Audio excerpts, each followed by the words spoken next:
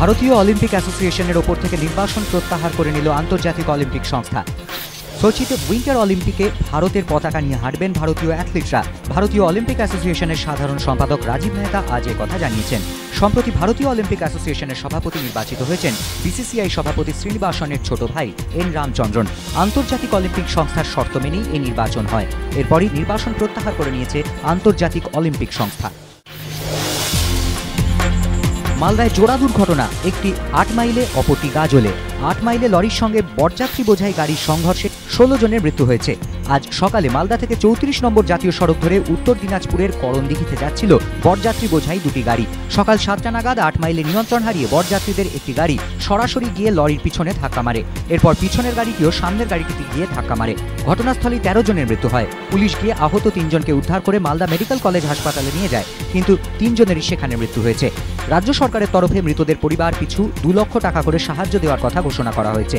এদিকে দুর্ঘটনার জেরে দীর্ঘক্ষণ অবরুদ্ধ হয়ে পড়ে 34 নম্বর জাতীয় সড়ক। পুলিশ দুর্ঘটনাগ্রস্ত গাড়ি সরানোর পর ধীরে ধীরে স্বাভাবিক হয় যান চলাচল। এর আগে গাজলের আলমপুরে লরির সঙ্গে সবজি বোঝাই গাড়ির সংঘর্ষে 2 জনের মৃত্যু হয়েছে। পুলিশ লরির চালককে গ্রেফতার করেছে।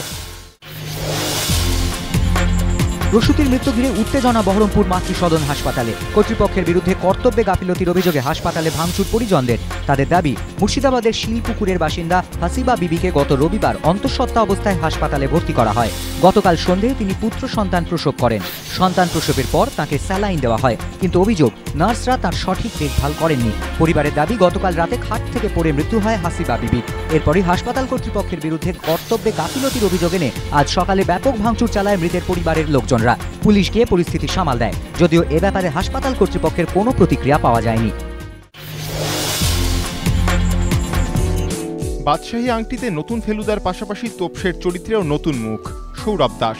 ফেলুদা আবির চট্টোপাধ্যায়ের পাশে তোপসের চরিত্রে দেখা যাবে সৌরভ দাসকে। পরিচালক সন্দীপ রায় তার নতুন ফেলুদা ছবিতে সৌরভকেই বেছে নিয়েছেন তোপসের চরিত্রের জন্য। এর আগে সন্দীপ রায়ের শর্ট ফিল্ম ভক্ততে কাজ করেছেন সৌরভ। অগ্নিপরীক্ষা, মায়ের মতো টেলিসিরিয়ালেও দেখা গিয়েছে তাকে। এবার সেলুলয়েডে তোপসের চরিত্রই তার কাছে চ্যালেঞ্জ।